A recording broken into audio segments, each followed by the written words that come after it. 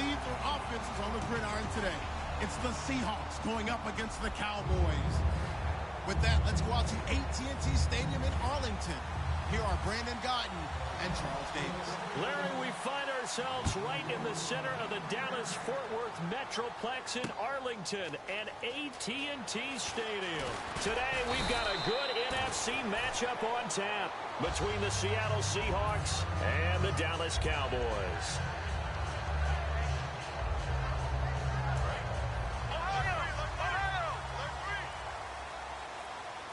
Bryant, the lone receiver, left.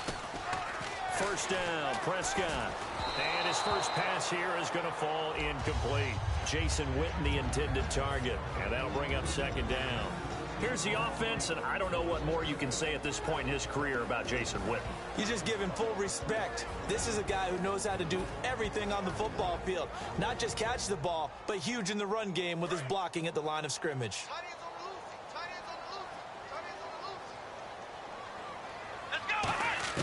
A second down throw for Prescott. And he hits Jason Witten, the tight end. 8 yards on the completion, but now they face third down. Completion was given up, but that's why you play zone defense, so that you can have people around the ball when it's caught, and you don't give up much run after the catch. An early test, 2 plays in. This is 3rd and 2.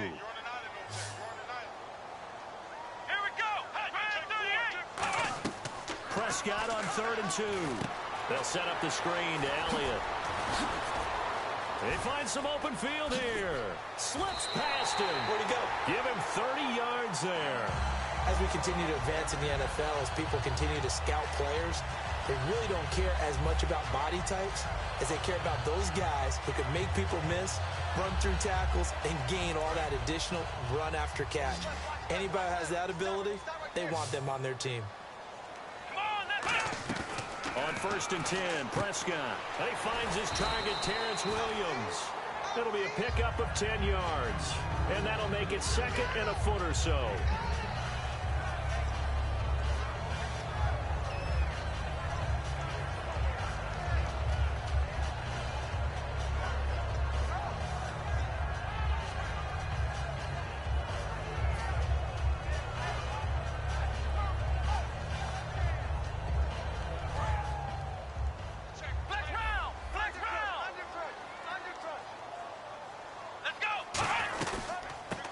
First carry for Ezekiel Elliott.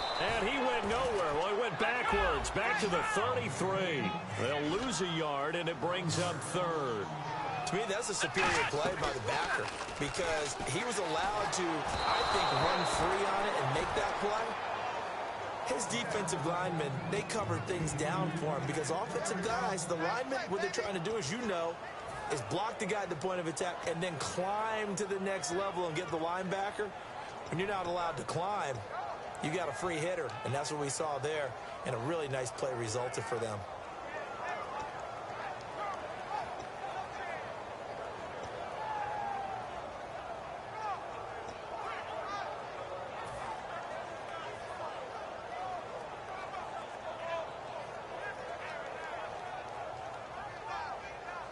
And look at this. They're keeping the punter on the sideline. They're going to go for it here on the opening drive. Play clock winding down. Prescott now. And he comes back with one complete. And he will have the first down across the 20 to the 19-yard line. Well, the field goal attempt was well in hand. They had that, but they decided to go for it anyway. Extreme confidence, it looks like. Yeah, but I bet the defense is going to remember this one, right? They kind of rub their nose in it. Offense walks to the line for play number 7 of the drive.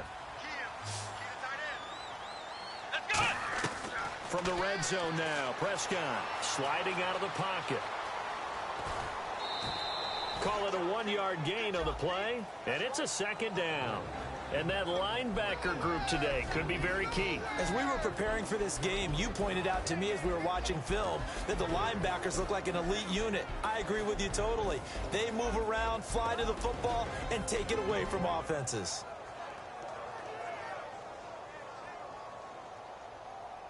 So what will they do? On the ground, through the air, let's see. 2nd and 9. Here we go! Right at 38! Right at 38!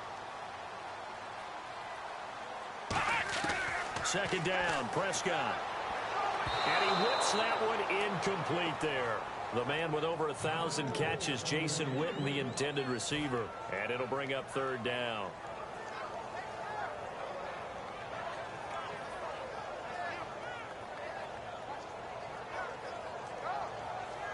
Play number 9 now on this pretty long opening drive. But this is third down. And they'll send the slot in motion left. On third down, it's Prescott. He's going to flip one out here to his running back. And they'll bring him down at the 13-yard line. It's a gain of 5, and it'll be fourth down. Partner, I think that completion takes the definition of dink and dunk to a different level, doesn't it? It does, and the defense was right there, kind of played into their hands. And the Cowboys will call on Dan Bailey here.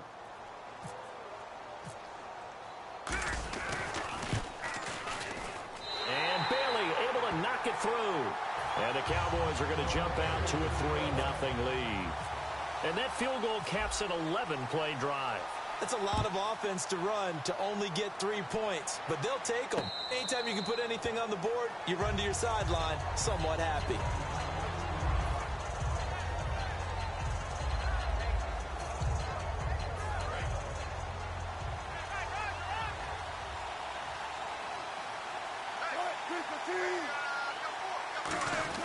Now Wilson on first down. He hits Baldwin right side. Baldwin coming off his first Pro Bowl appearance. He had career highs, Charles, in catches with 94, over 1,100 yards. That also a career high. Pretty good season for Doug Baldwin. And I think the place that he really started to take off was midway through 2015. The connection between he and his quarterback, Russell Wilson, where they were playing more from the pocket and bigger plays downfield, that just propelled him into 2016. That and anything he perceives as a slight, he uses it to his advantage, and he just goes out and plays. And left side here, it's Graham. And getting this just shy of midfield, they'll spot it at the 49. Coaches always harp on the quarterback reading the defense and getting it to the open man. That's good recognition there. And how about what he did after the catch? Yeah, hit your tight end, let him get some rack. Yeah, when he gets moving, not many guys want to come over and put a hit on him, do they? Earlier, partner, when discussing Russell Wilson, you said you think he's best when Seattle is running back centric. Is Thomas Rawls the centerpiece going forward there? I think so, because of what he did 2 seasons ago before he got hurt. Because he runs that offense the way they want it run. One cut, downhill, get upfield, and Thomas Rawls is perfect for that. If he stays healthy, that allows Russell Wilson now to throw the play action, the bootleg passes that really hurt other teams defensively. And Rawls has youth on his side, just 23.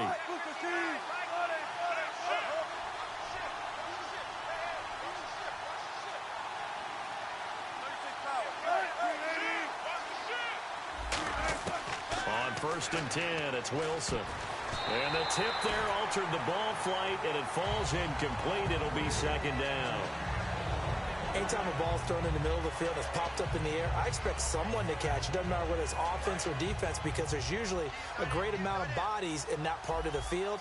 In this case, no one came up with it.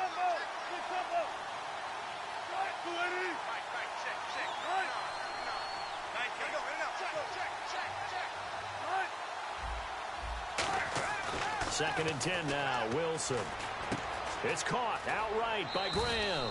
8 yards on the completion, but now they face third down. And there's another completion to the tight end. And let's face it, it is hard to overthrow a 6'6" target. It is indeed. Quarterbacks like their speed guys. They like that huge 6'6" target that they've got in him. They really do, and it reminds me of what one great tight end told me once. He had told his quarterback, just make sure you throw it up there. You know, kind of like put up on the top shelf where the kids can't get it. Offense coming up, needing 2 yards on third down.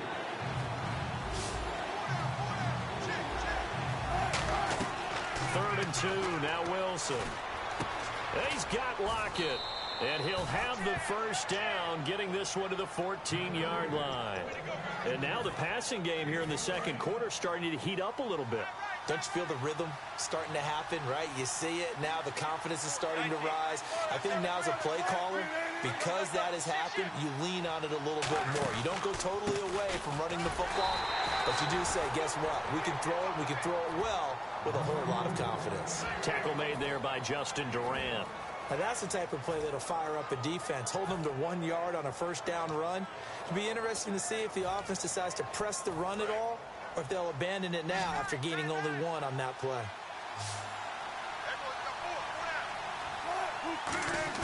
Now Wilson on second down.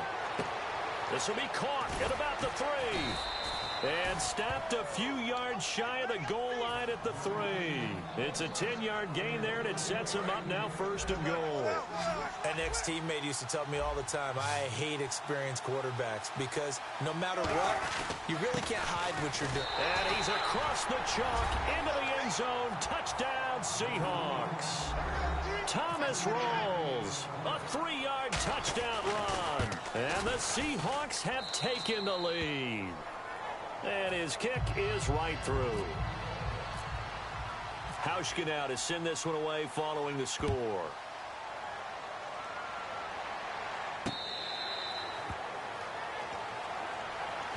And out now come the Cowboys. And they had 3 points last time, but they didn't want 3 points because they were well within range of scoring a touchdown. We'll see if they can do better now. I'm with you on that one. Let's just go ahead and be frank about the whole thing. The only one happy about the 3-point. The kicker. Exactly. You put it through the post. That's going to help him at contract time. But that offense, they're thinking, let's get in the end zone this time. I don't know if that'll help him at contract time. Into double coverage, and it's intercepted. It's the Pro Bowl cornerback, Richard Sherman. And his guys are going to take over at the 34-yard line. When we talk about the best corners in the league, we're usually saying shutdown corners, guys you can't complete passes against. Richard Sherman fits that definition to a T. The best part of his game, no wasted moves. He studies the opponent so well, hard to get a pass on Richard Sherman.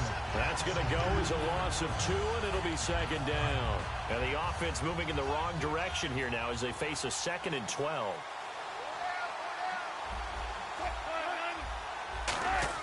On 2nd down, Wilson. And Graham's got it. Complete.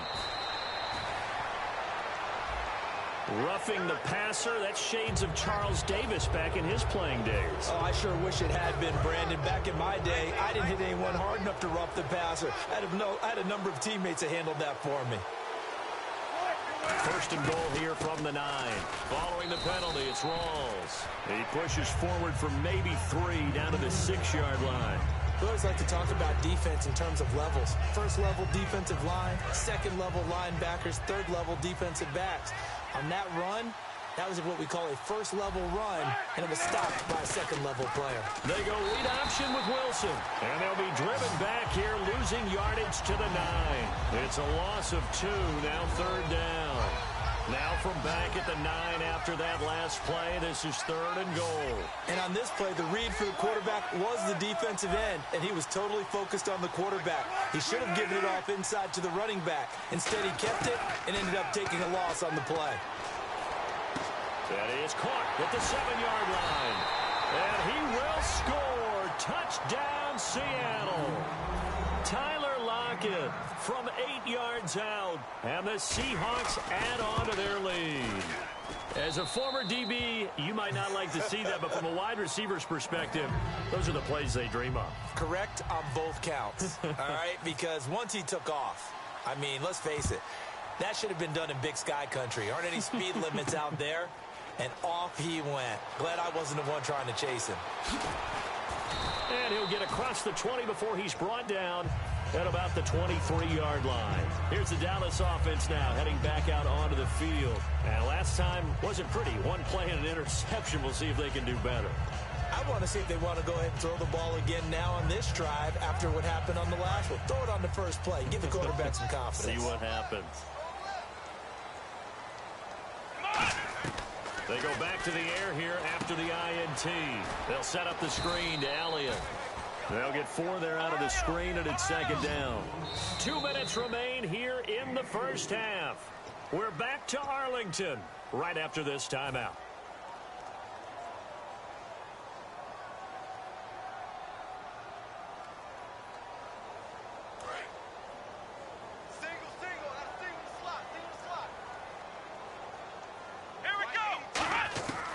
Second down throw for Prescott.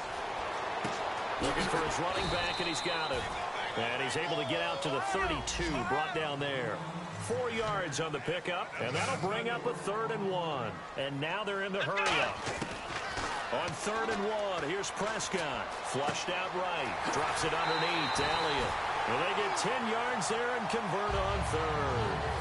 Would it be safe to say that as precise as routes are supposed to be run in the NFL, maybe they're not quite as precise in college ball? That's accurate, yeah. And I think we saw a college route in the NFL there. Just find the soft spot, find the dead zone, and find the first down. And that's what he just did. Now Prescott rolling to his left. And now he'll throw it across his body, and it's intercepted. The former Longhorn back home, Earl Thomas. And his guys are going to take over at the 31-yard line. The Seattle offense now set to come back out on the field. And that recipe on their last drive that resulted in a touchdown looked pretty good, so they'll be hoping to do that once more.